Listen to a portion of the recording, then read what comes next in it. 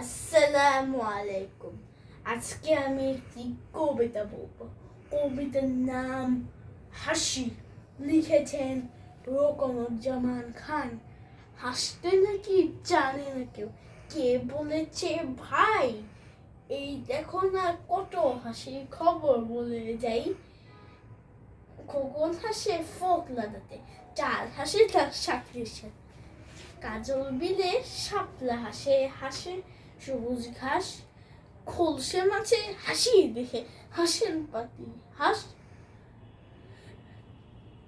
দিয়ে হাসে রাঙা তোরে, ফিঙে মুখেও হাসি ফোটে, দোয়েল কোয়েল মন আসে হাসতে সবাই চায়।